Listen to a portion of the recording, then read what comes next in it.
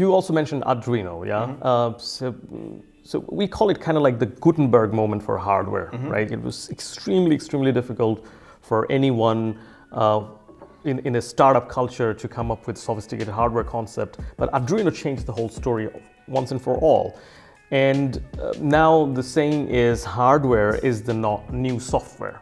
So you can actually make mistakes with hardware, and that's not gonna hurt you as much as it did in the past.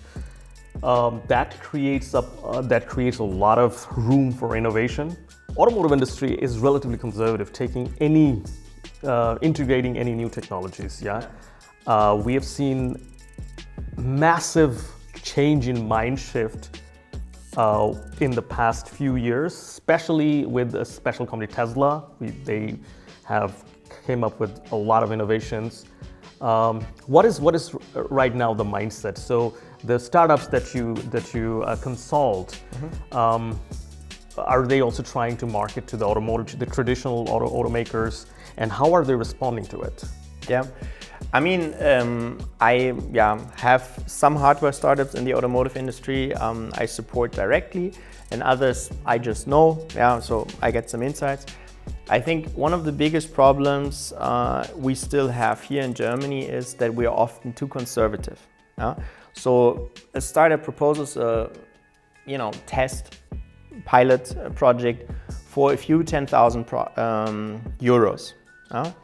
And for this money, the startup can survive actually. So there's a big chance that with these pilot projects, the automotive supplier or OEM is actually supporting the startup. But on the other hand, they can test, in my opinion, for a very cheap price, new technologies. But the problem is, usually before they finally make this decision, it takes half a year for them to reevaluate 10 times the technology. And in my opinion, it just takes too long. And I've also been to the US now a few times. I actually co-founded another hardware startup called Rapidtech, and they are making smart hardware tags for the retail industry. And we just saw by going to the US, the companies there are so much faster with decisions. And I think this is what I see as a problem here in Germany. We basically just waste time by overthinking. And I think startup or in general, companies should just have budgets to make fast pilot tests. And this can accelerate, and then they also get the new technologies much faster into their companies. Gotcha. So you pointed out a difference in the mindset between the US startup culture and our startup culture is the time to make decision. Yeah. What other differences do you see? I still believe that in the US, it's much easier for startups to get money, or like a lot of money. Here in Germany, when you talk to business angels or VCs, you just get less money for more equity.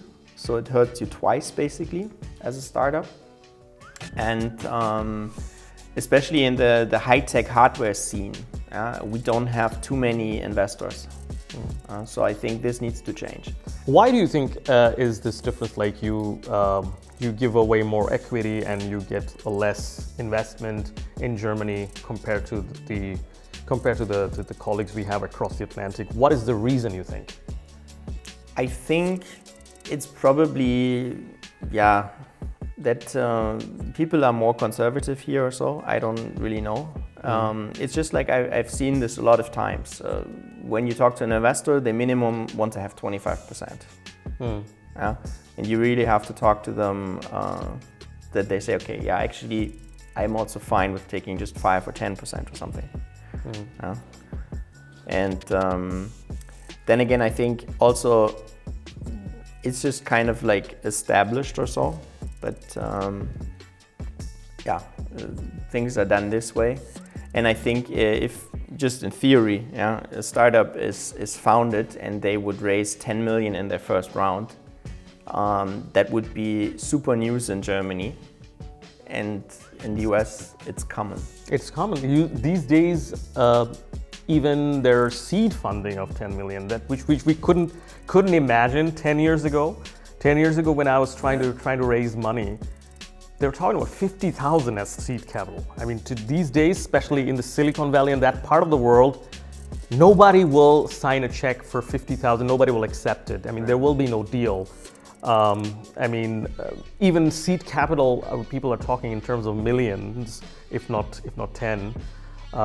So there is a dramatic shift on the other side of equality, and I think this is also because the availability of big venture funds, which was not there. I mean, these big companies, there was no SoftBank, there was no corporatization of venture capital 10 years ago.